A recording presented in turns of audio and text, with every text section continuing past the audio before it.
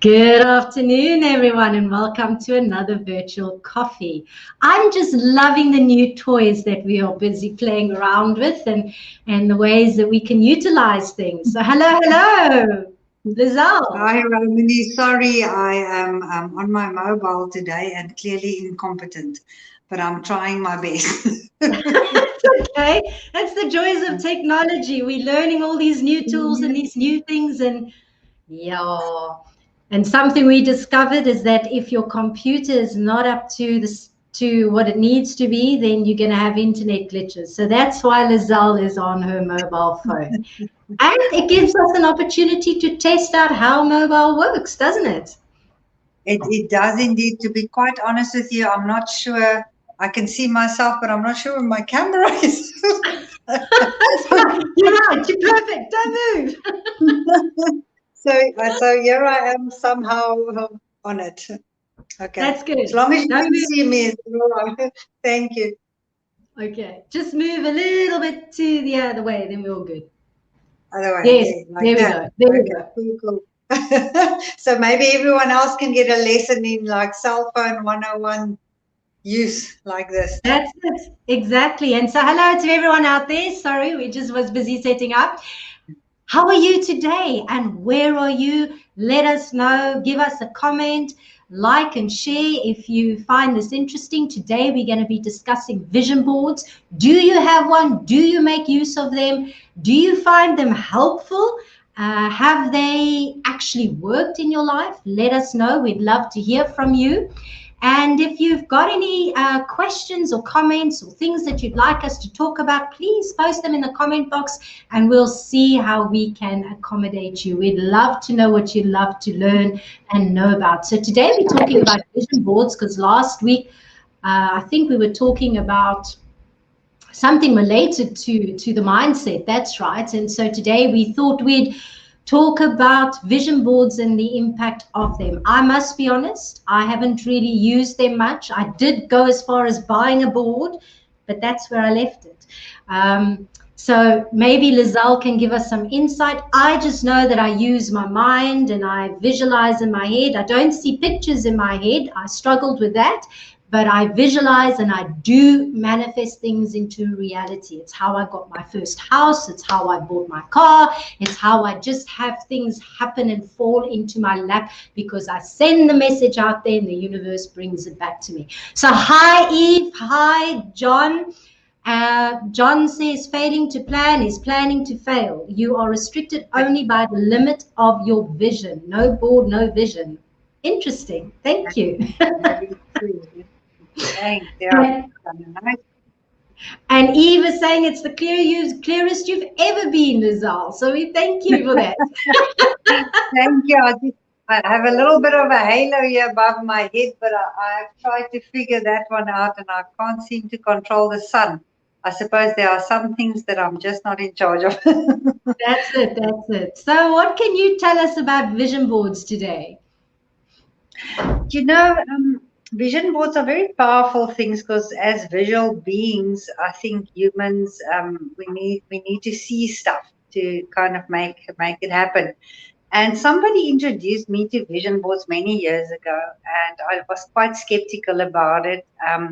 And I kind of viewed it as something about putting little pictures up and then just have positive thoughts, you know. And I was thinking, oh, whatever, until I actually made one, and then it was just insane how you get what you put out there. I can't explain it, but as soon as you start thinking about something the whole time, and you've got a visual picture of it in your mind, it somehow seems to just come true, you know. So obviously now it doesn't mean that if you're going to put a pot of gold picture up every single day on your wall, then there's going to be a pot of gold someday when you open the door. That's not really how it works. It's about just understanding what you want really and organizing your mind and your thoughts into making a plan. Because as that quote you just said from the person, if you don't plan, you know, then nothing's going to happen, because a wish without a plan is just a dream, or was it a dream without a plan is just a wish? You have to actually sit and plan. So what we did is in our workshops, I had the entrepreneurs make vision boards. Now, picture this, because my classroom is quite often where there is really no resources. There's like no electricity, there's no water. Sometimes the classroom is also a shack or something like that. Really very rural and not resourced at all. So I have to take magazines with me. So I would carry a box of magazines with me and lots of paper, glue, scissors, and I put the magazines out for the entrepreneurs or the people in my class, and I say, okay, cut out all the pictures from this magazine, page through it, and build your dream. Like, how do you see your life in 5 years' time? And then it takes them a while to kind of think of what they can do, and then they start cutting out the pictures. But then you need to also add, to anyone doing a vision board, add for yourself in your mind. Think about, you've got no restrictions. There's no limits.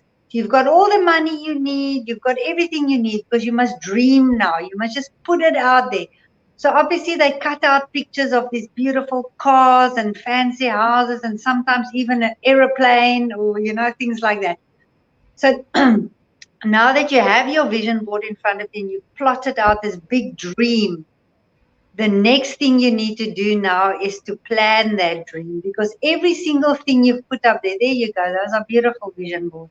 So every single thing you've put up on that vision board needs to now be plotted and planned. So you need to put a bit of a action to it. So if you've put a picture up there of a car, you need to start doing that whole smart thing almost, Is it realistic? Can I really afford such a car? How much must I save? For how long must I save? What color must it be? What's important for me about this car? Or even simple steps. Say you just want to buy yourself a pair of shoes. Quite often that's a big deal for people. It's like, what kind of shoes do I want? Do I want boots? Do I want tackies? Why do I want it? Do I want to become an athlete? Do I need a 2,000 Rand pair of shoes? Do I need a 200 Rand pair of shoes?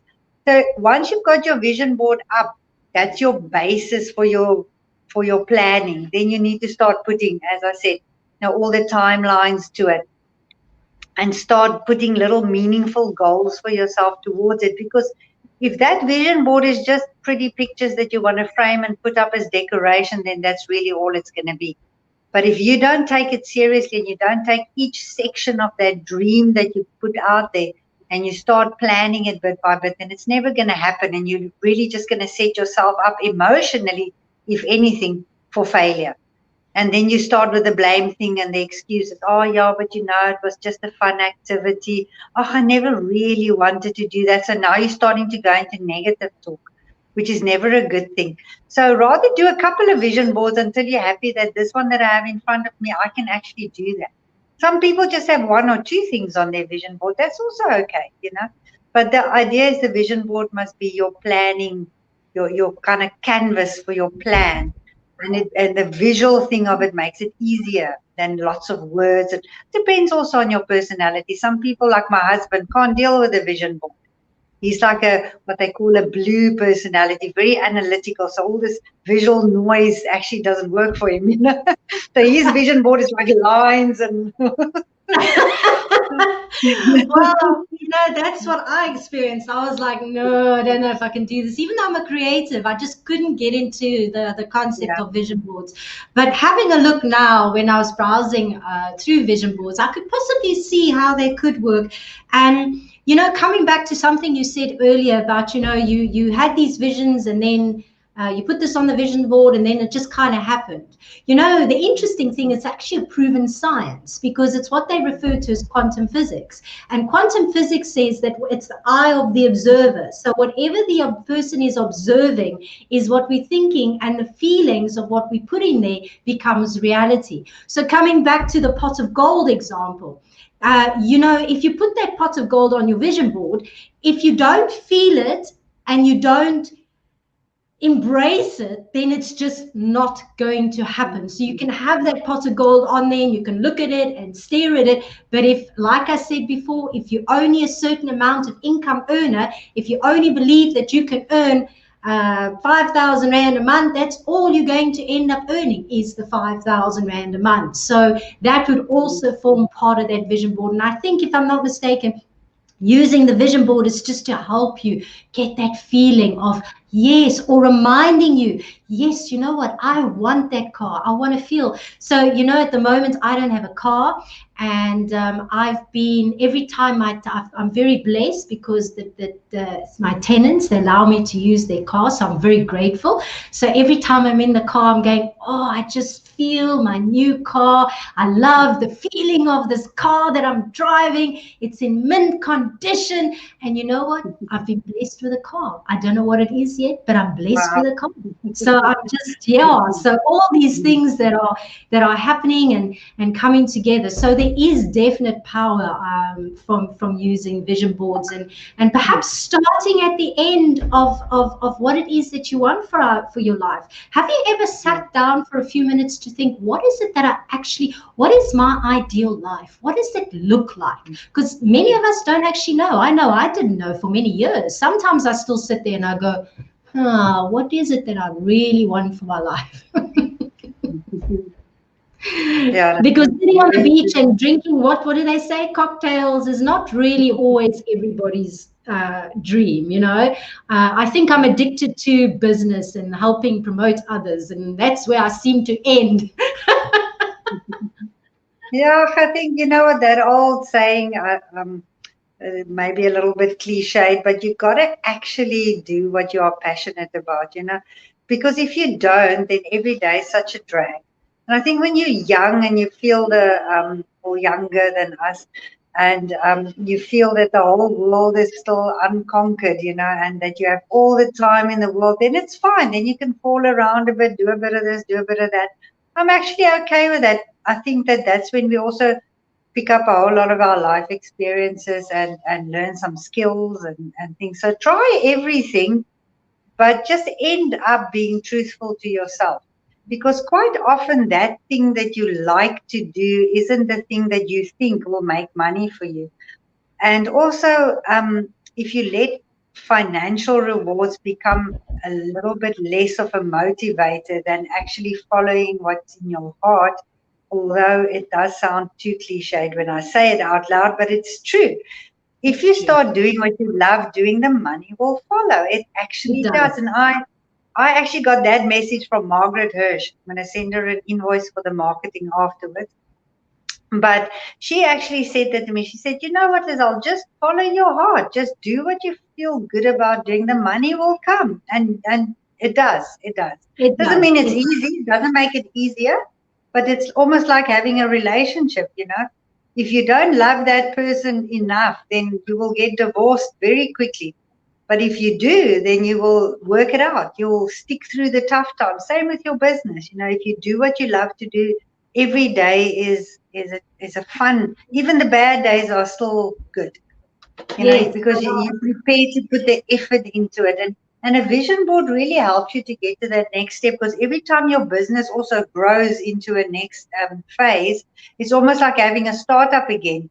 And you almost have to do a vision board again to like, okay, my business is here now, but now I want to go to here. And that's a whole different vision board.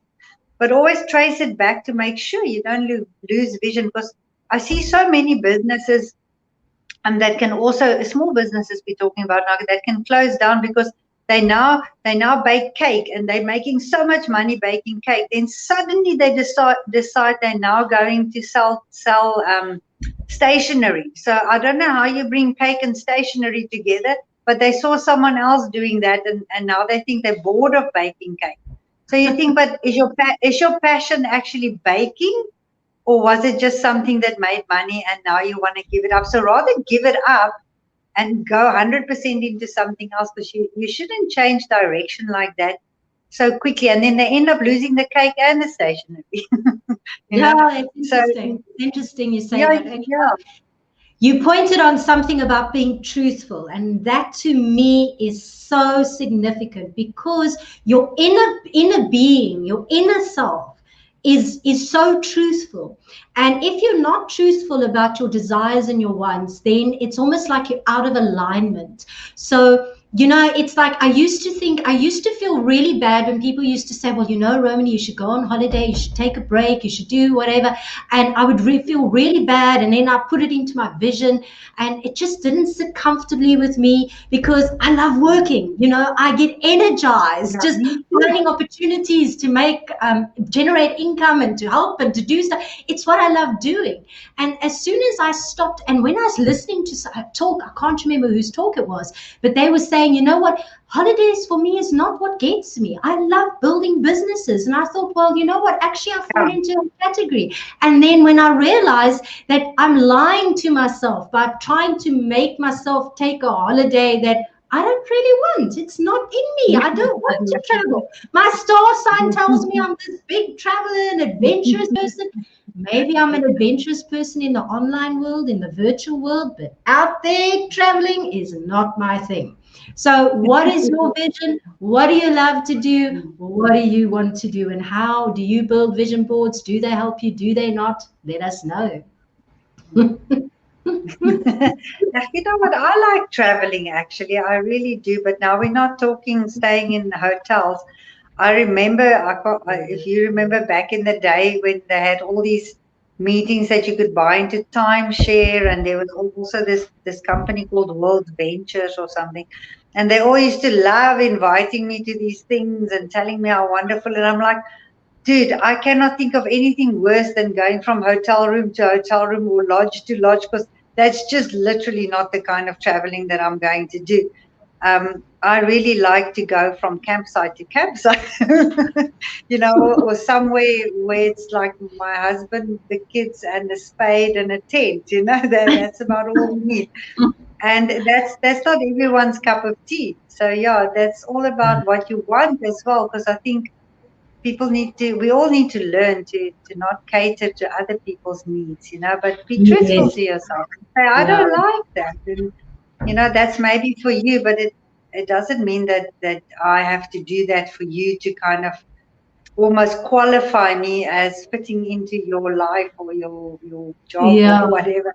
Because Yeah. people are so worried about what other people think of them. They're so busy stressing about that they completely forget about their vision board, or to Yeah. put their own vision to the front. Quite often that vision board is someone else's dream.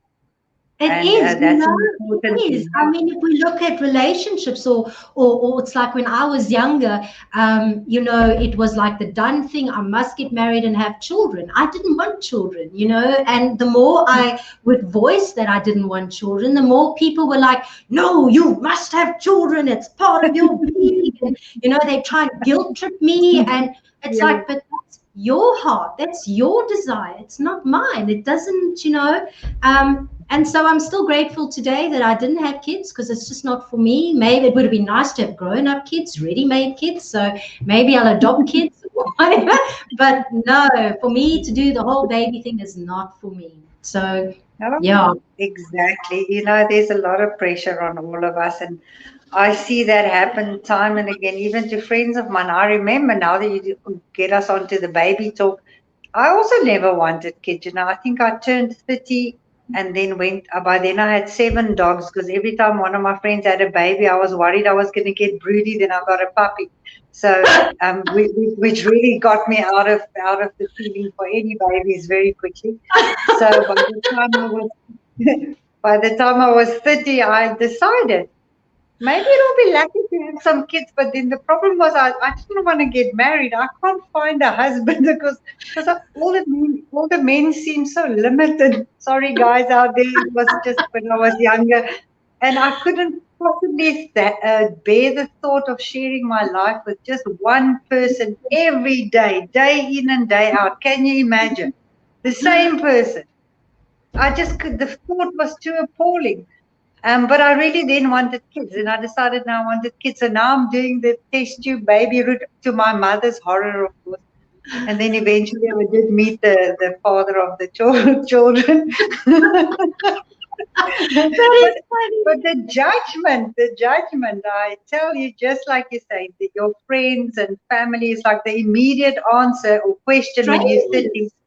It's like, are you gay? Or what's wrong with you, Shane? Do you have problems? Or what? It's like, Why can't I be a normal, healthy person who don't want a husband or babies? And I get the fact from strangers, never mind my friends or my family. In actual fact, my family was very supportive. My mom and my gran were supportive of me. It was That's strangers.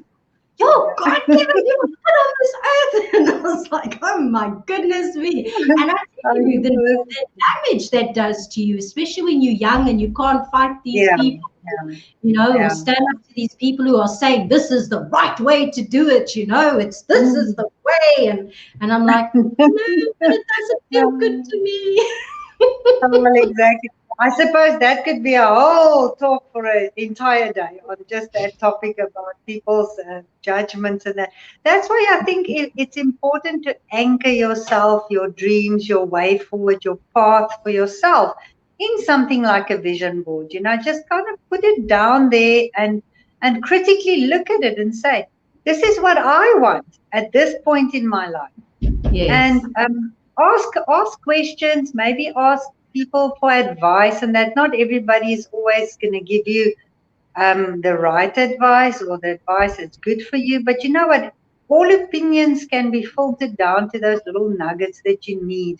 Because even those you don't agree with will have something for you to ponder about. I always Edward. say, listen, you must actually listen to your worst critics and analyze what they're saying, because deep down there would be a message not just for you, but even if the message is a better understanding of the person that's criticizing you, and you can Yes, understand where that's coming from, which will then help you to better engage with people. So there's always a lesson to be learned in asking for a bit of advice, whether it's good, bad, or ugly, it doesn't matter. But it I is. think we all react and we all have our triggers, and a vision board, and if you plan around that, will anchor you a little bit against that, give you a little bit of Absolutely. guidance. Absolutely. And I agree with the criticizer. To me, negative, a lot of companies out there or self-employed people, they get very offended by getting criticism. Yes, it's upsetting and it's hurtful, but it's also, some of it is valid and some of it's not. But it also gives you an opportunity to make improvements. That if Mm, mm, those that tell you, that give you the information, are actually care. I think they care more. That's why they're telling you. We want you to make this yeah. work. It's not working. You know what? It's just the inner strength as well, and it takes a long time. I mean, nobody's perfect, No. and sometimes I have to also deal with things, and when people criticize you, it's not a lacquer thing to actually receive, but again, we are too quick to take it personally. It's like Yes. that person didn't criticize you because they didn't like you or this or that or whatever. Just take a deep breath and just listen again and just say, okay, where did this come from? Now, obviously, there's different kind of criticism. Is it a professional thing when it might be very useful or helpful, or is it a personal attack on you? Then, okay, where did it come from? And sometimes you can be the person that's in the wrong as well. So consider that option as well, because it's very difficult for us to either think of ourselves as never being wrong or thinking of ourselves as always being wrong. So that, Correct. and that speaks to your own confidence. So It and it's does.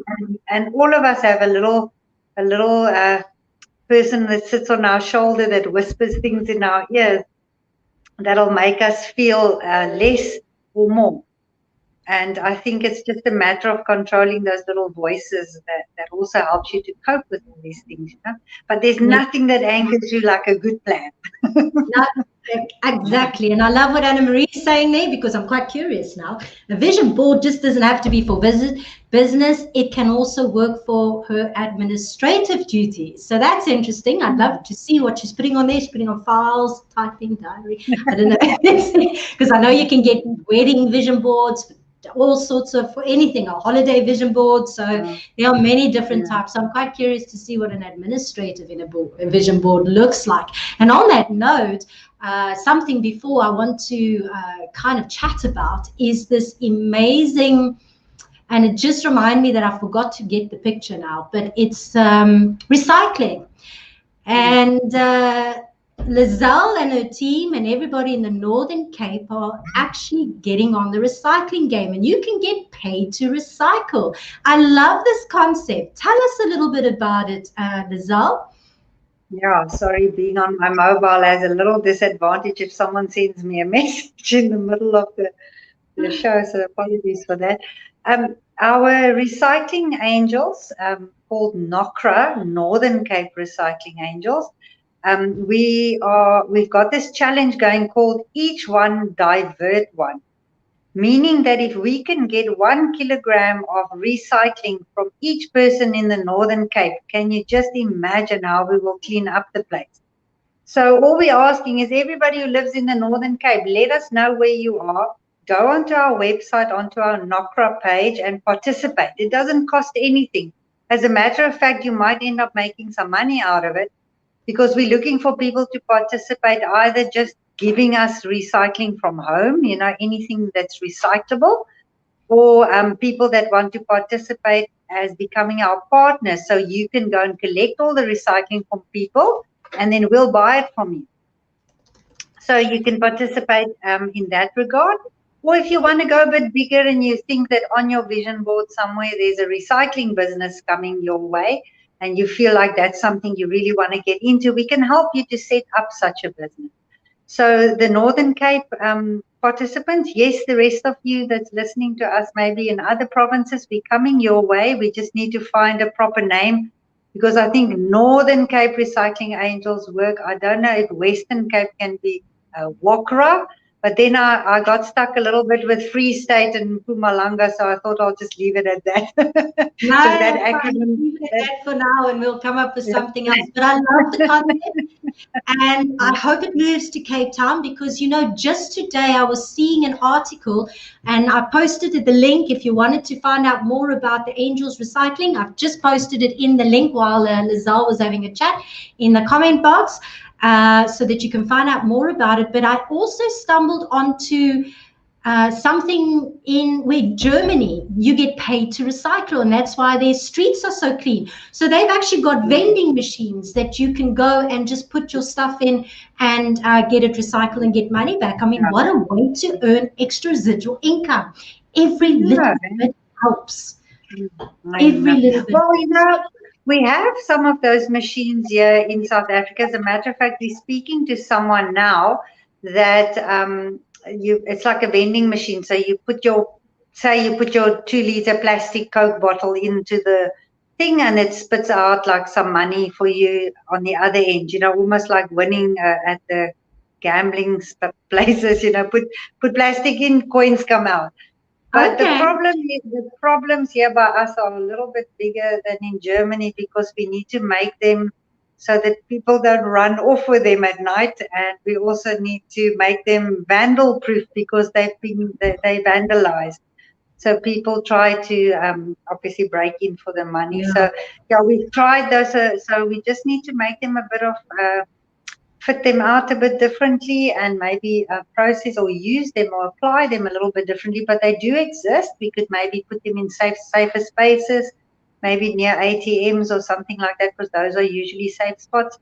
So yeah, those solutions are there. It's just a matter of, is it practical? Because often in the areas where we work, they're so far apart that those machines become too much of an expense to maintain and to refill. So there's all the practicalities around it, but technology is there. Recycling's the way to go.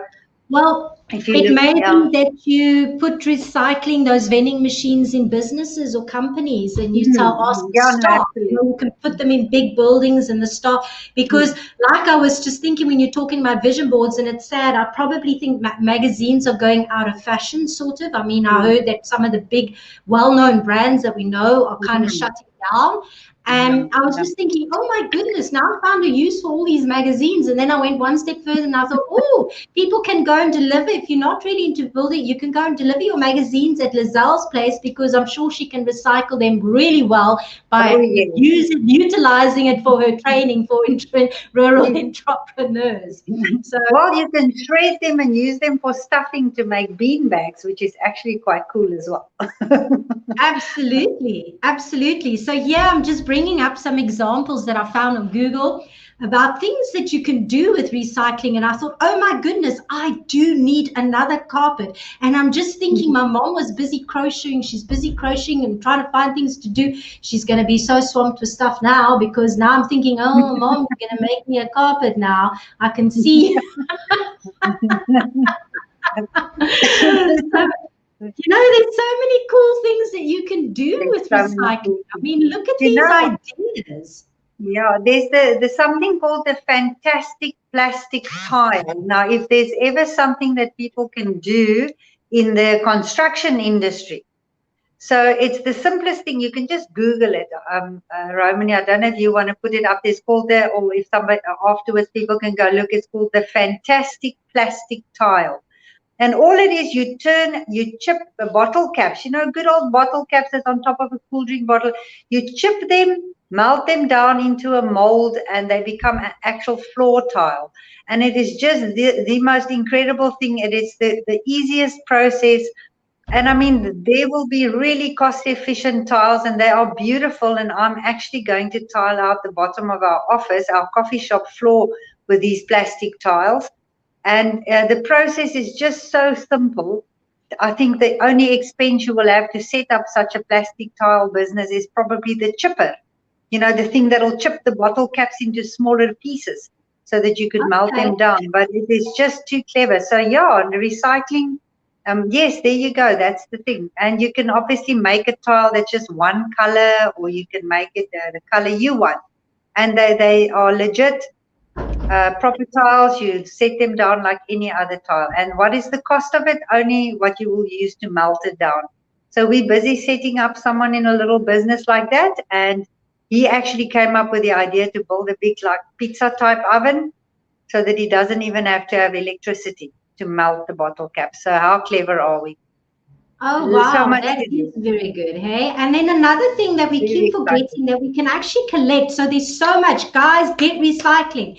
Go Yes. and just get your recycling into Nocra, so that we can clean up the cities, create employment. Because you know what, we can build houses, we can create. I mean, the other day, just now, while I was doing research before we started our chat, I saw you could make even these little bottles where you cut off just the tops and at the end, and they become salt shakers. You know what I mean? I was like, I know, wow, so how cool is clever. that?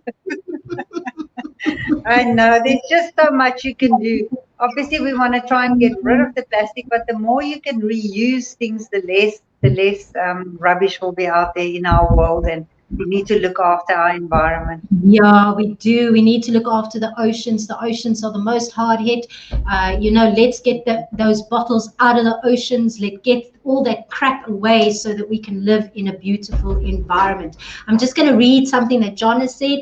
I am maybe going to make some chess sets out of old bottle caps and beer cans. That's Oh interesting. I wow! did it years ago, and African Magic sold them hand over fist. Let's make a bird and get Jimmy to supply the frames and sell it to Nando's. We we all get a cut and a percentage donated to good stuff. There Oh, you this go, sounds like a good entrepreneurs. plan. Yeah. I love it. I love it. I love it. Yes. So, and now Eve is saying oceans are full of masks. So, what can we do with Yeah. masks? If you're throwing out your masks, don't chuck them in the bin. Maybe Lazelle's team can come up with something innovative. So, hand in that recycling and give us ideas of how we can not just only be paid in the North Cape, but also here in Cape Town. How can we clean up Yes. our city by recycling? And we can send it on to Angels, we can send it on to Nocra. Come, let's see how we can do this together. So, what can you recycle today? I mean, let's send bottles, paper, plastic. What Milk else? cartons. Everyone Milk using those milk carton. cartons. They are actually recyclable because there's a process that can split the plastic from the paper. And that's what we need to ask the big guys, the big manufacturers. Please make recycling friendly packaging for all your products. And that way we can also at source, start solving the problems. And there we go. There was a family on an island that built his house with rubbish from the dump. So let's see what we can utilize.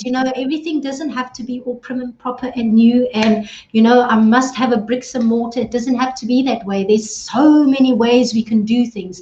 And from research I did many years ago, because my nephew, who was a quadriplegic, wanted to build in the local community. He wanted to help them build plastic bottle houses because they apparently safer they insulate with heat.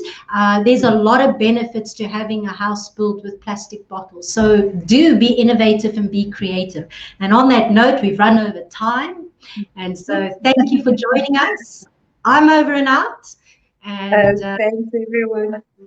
Yeah, and I guess Lizelle is also saying goodbye. So have a super week with it, whatever it is you're doing. Thank you for joining us. And please remember to join us every week at 3:30 to talk about topics of life events, business, being self-employed, the good, the bad, the ugly. And if there's something you want us to discuss, whether it be from sales to marketing to running a business to being self-employed to understanding depression, give us a shout out. Let us know what you want to talk about, and we'll see you next week. Thank you for joining us. Bye.